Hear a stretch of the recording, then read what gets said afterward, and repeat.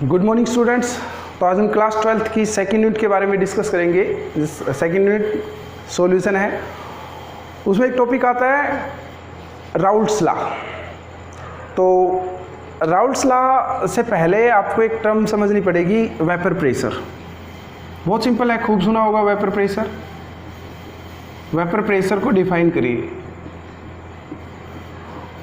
Vapour pressure, vapour pressure क्या कहता है?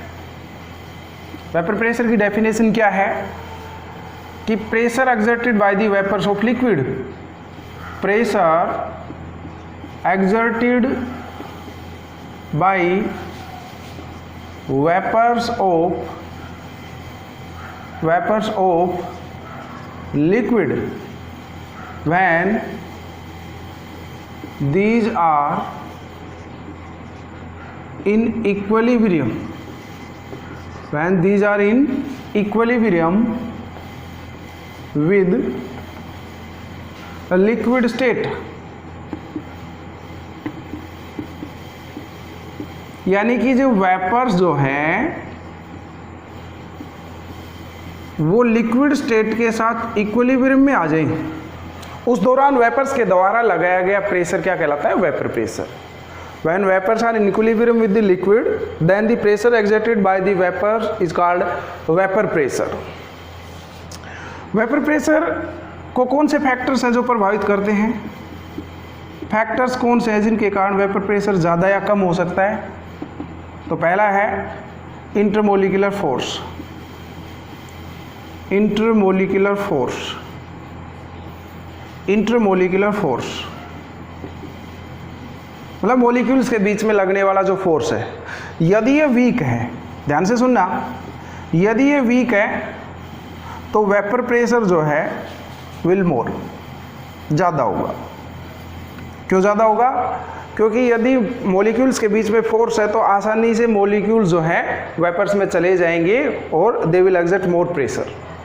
तो यदि मॉलिक्यूलर फोर्स कम है, इंटरमोलिकुलर फोर्स कम है, तो वेपर प्रेशर ज़्यादा होगा। दूसरा है टेम्परेचर। टेम्परेचर, टेम्परेचर जैसे इंक्रीज करोगे मॉलिक्यूल्स के पास एनर्जी आएगी और ज़्यादा से ज़्यादा मॉलिक्यूल जो है लिक्विड से वेपर्स में जाएंगे और वेपर प्रेशर बढ़ जाएगा। यानी कि एज टेम्परेचर इंक्रीजेज, जैसे ही टेम्परेचर इंक्रीज होता है vapour pressure increases, vapour pressure increases. तो दो factors, intermolecular force and temperature. जैसे आपको समझ में आ गया होगा, कोई ज़्यादा इंपॉर्टेंट नहीं है यहाँ पर ये। अब वेपर प्रेशर के बाद जो आता है वो है भाई, वेपर प्रेशर के बाद आता है राउल्ट्स लॉ। ये तो स्टूडेंट्स राउल्ट्स लॉ कर लेते हैं। राउल्ट्स लॉ क्या कहता है कि भाई किसी भी कंपोनेंट का जो वेपर प्रेशर है, vapour pressure of any component is directly proportional to small fraction in the solution. कि किसी भी कंपोनेंट का यदि आप वेपर प्रेशर चेक करना चाहते हैं तो उसके मोल फ्रैक्शन के डायरेक्टली प्रोपोर्शनल मिलेगा। यानी कि vapour pressure is directly proportional to the mole fraction. हम मान लेते हैं लेट x1 एंड P1 ये है मोल फ्रैक्शन और वेपर प्रेशर किसका? सॉल्वेंट का। ऐसे ही x2, P2 are mole fraction and vapour pressure of solute. क्योंकि 2 किसके लिए यूज होता है? सोल्यूट के लिए जनरली, और 1 is use for the solvent. हमने ये चार टर्म्स कंसीडर कर ली कि भाई x1 P1 तो है सोल्यूट का mole fraction and vapour pressure respectively, और x2 P2 है सोल्यूट का mole fraction and vapour pressure respectively. अब राउल्ट्स लॉ क्या कहता है कि vapour pressure of first component is directly proportional to the mole fraction of first component, और vapour pressure of second component, vapour pressure of second component is directly proportional to the mole fraction of second. यानी कि first component का vapour pressure first के mole fraction के और second component का mole fraction second के। अब proportionality sign को हटाते हैं प्रोपोर्शनलिटी साइन हटाया, आया P01 x1, यानी कि हमने यहाँ कांस्टेंट लगाया P01 x1। ऐसे ही यहाँ प्रोपोर्शनलिटी साइन को हटाएंगे, कांस्टेंट लगाएंगे P02 x2, जहाँ पर वेयर P01 और P02 क्या है, कांस्टेंट ऑफ प्रोपोर्शनलिटी है, कांस्टेंट ऑफ प्रोपोर्शनलिटी। ये क्या है P01 x1, ये वेपर प्रेशर है in pure state, vapour pressure in pure state. इसका क्या मतलब हुआ, इसका मतलब ये हुआ कि जब कंपोनेंट्स को नहीं मिलाया गया था तो उनका भी तो कुछ वेपर प्रेशर था, यानी कि जब वो प्योर स्टेट में थे, जैसे कि पानी और अल्कोहल को आप मिक्स ना करें तो पानी अलग पड़ा है तो भी उसका कुछ वेपर प्रेशर है, तो वो जो वेपर प्रेशर है वो P01 है यदि पानी सॉल्वेंट है तो। और अल्कोहल सोल्यूट मान रहे हो तो अल्कोहल जो पानी के साथ नहीं मिलाया गया था, यानी कि अलग अलग थे, तो अल्कोहल का खुद का वेपर प्रेशर P02 था। ठीक है भाई, समझो इसका। जैसे कि मान लीजिए ये वाटर है और ये अल्कोहल है, ये वाटर एंड इट्स अल्कोहल। अब ये अलग अलग हैं, तो यदि ये प्योर स्टेट में है तो इसका P01 है और अल्कोहल का P02। समझ में आया? P01 क्या है, vapour pressure of solvent in the pure state, और P02 क्या है, vapour pressure of the solute in the pure state. ठीक है, यहाँ ये प्रोपोर्शनलिटी कांस्टेंट का काम कर रहे हैं। अब इसको इक्वेशन फर्स्ट मान लेते हैं, इसको इक्वेशन सेकंड है। अब इक्वेशन फर्स्ट और सेकंड को ऐड कर देते हैं। ऐड करने से पहले सॉल्यूशन का वेपर प्रेशर क्या होगा, वेपर प्रेशर ऑफ सॉल्यूशन, पहले कंपोनेंट का vapour pressure plus second component का वेपर प्रेशर, क्योंकि सॉल्यूशन में दो ही कंपोनेंट है, फर्स्ट और सेकंड, इन दोनों को जोड़ देते हैं तो सॉल्यूशन का वेपर प्रेशर आ जाता है। तो यहीं से समझा देते हैं। आगे बताओ क्या होगा, यहाँ से आगे। अब P1 की जगह इक्वेशन 1 से बताइए, P1 की वैल्यू इक्वेशन 1 से P01 x1, तो P01 x1, P02 की वैल्यू क्या होगी, इक्वेशन 2 से बताओ, P02 x2, P02 x2। अब हमें पता है x1 plus x2 is equal to 1, और यहाँ से x1 की जगह 1 माइनस x2, तो यहाँ x1 की जगह क्या करेंगे, 1 माइनस x2 कर देंगे, 1 माइनस x2, और ये P02 x2 as it is.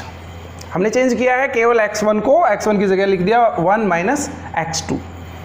अब P01 को अंदर मल्टीप्लाई करिए, P01 x2, और ये हो गया P02 x2।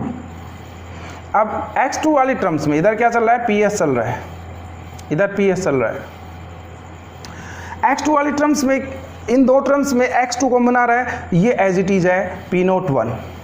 तो प्लस वाली टर्म को पहले लिख लेते हैं P02, और इसमें कॉमन आउट भी ले लेते हैं x2, और माइनस वाली टर्म को बाद में P01, और हमने इन दोनों टर्म से कॉमन आउट ले लिया x2। तो यही राउल्ट्स लॉ है। ठीक है भाई, यही काम आप किसके लिए कर सकते हो, आप x2 की जगह 1 माइनस x1 पुट करके भी कर सकते हो। अब राउल्ट्स लॉ का स्पेशल केस आता है, when solute is non volatile, when solute is non volatile. जब सोल्यूट नॉन वोलेटाइल है तो क्या, नॉन वोलेटाइल क्या होते हैं, having the zero vapour pressure. Generally जो सॉलिड्स हैं नॉन वोलेटाइल कहलाते हैं, हैविंग जीरो वेपर प्रेशर, यानी कि जिनका वेपर प्रेशर जीरो हो उनको नॉन वोलेटाइल कहेंगे, नॉन वोलेटाइल। जैसे कि sugar, glucose, urea, such type of solutes are called non volatile, these have zero vapour pressure.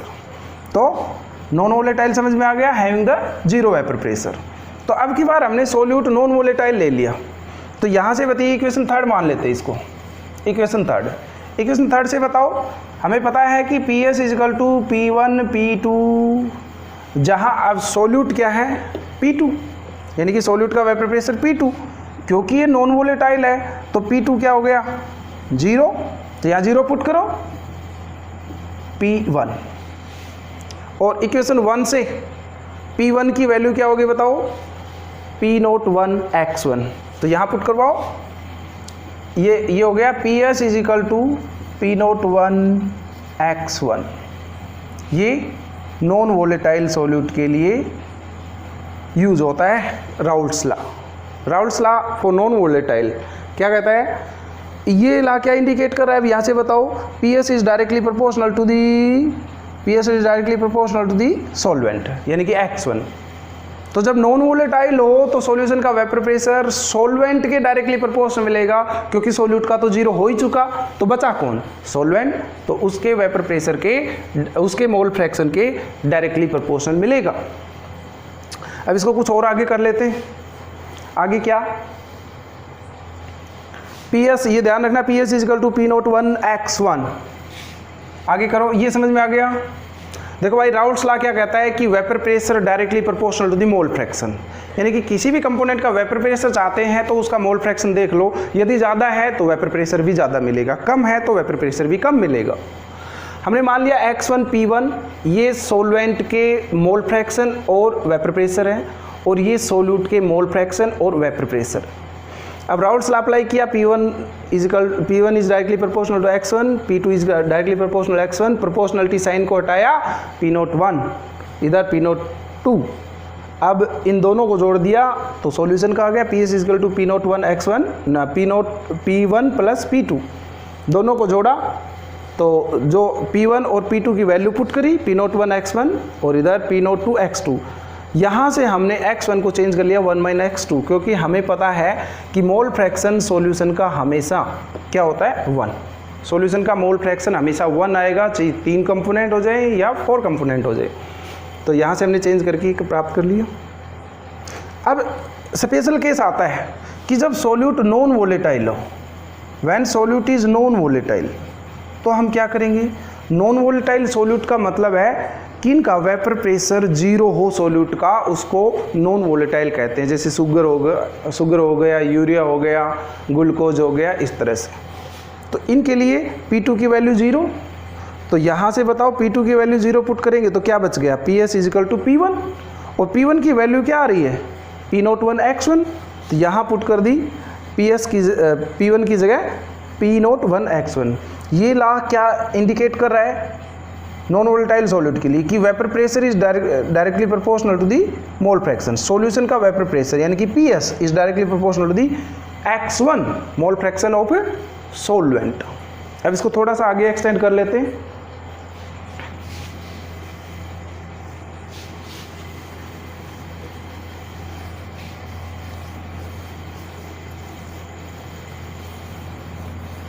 बताओ लास्ट टाइम क्या आया था हमारे ये आ गया था PS is equal to P01X1। अब इसको इस साइड ले जाओ P01 को, और ये हो गया X1। अब बताओ X1 क्या होता है, X1 plus X2 is equal to 1, और X1 क्या हो गया 1 - X2, राइट। तो बताइए यहाँ से X1 की जगह 1 - X2 हो गया, और ये चल रहा है PS P01।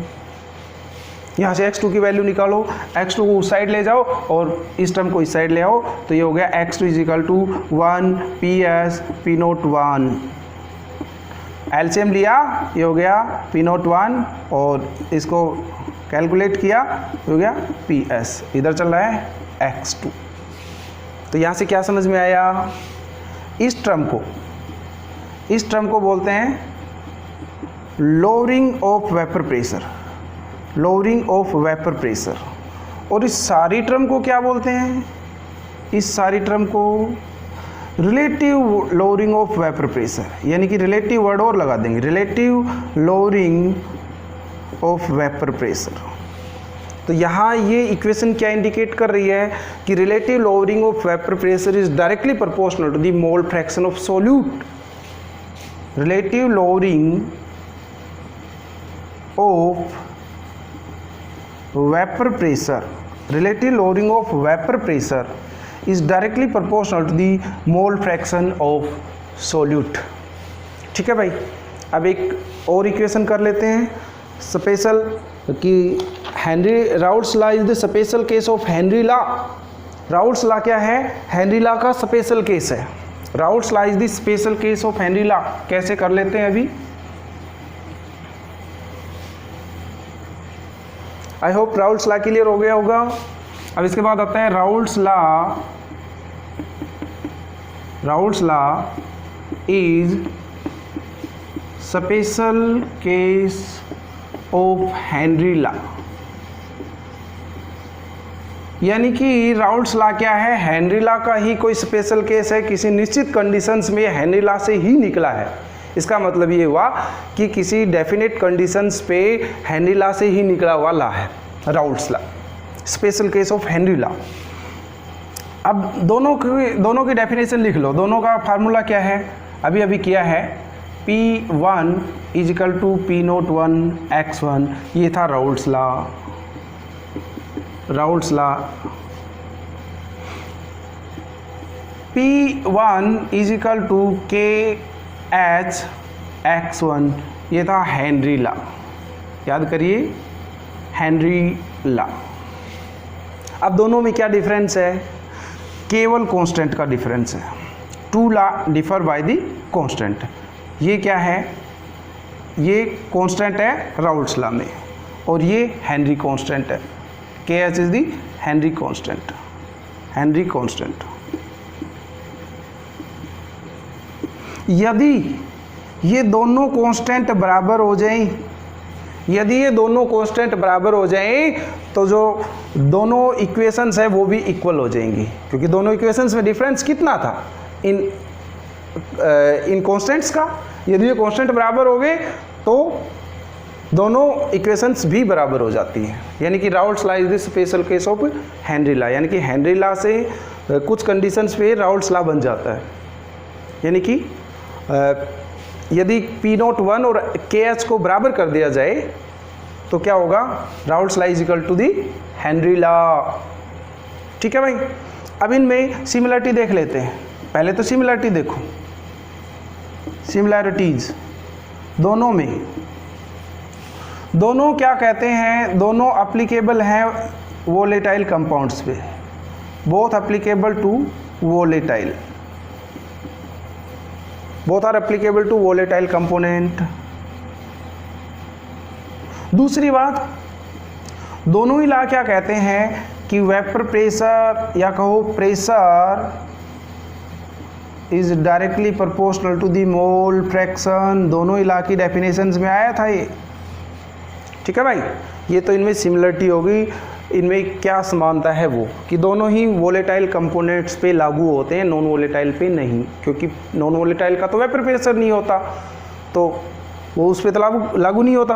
Pressure is directly proportional to the mole fraction. दोनों ही लॉ कहते हैं directly proportional to the mole fraction. अब इसमें डिसिमिलरिटी क्या है? डिसिमिलरिटी, दोनों लॉ में कांस्टेंट का फर्क है। Two laws are differ by constant. दोनों लॉ क्या है? कांस्टेंट में डिफरेंस आ रहा है दोनों लॉज में। क्लियर हो गया? Raoult's law is the special case of Henry law कि कई कंडीशंस में हेनरी लॉ जो है ना, राउल्ट्स लॉ है वो हेनरी लॉ के बराबर हो जाता है। ठीक है भाई, मैंने अच्छी तरह से समझाया। आज के लिए बस इतना ही। बहुत बहुत धन्यवाद।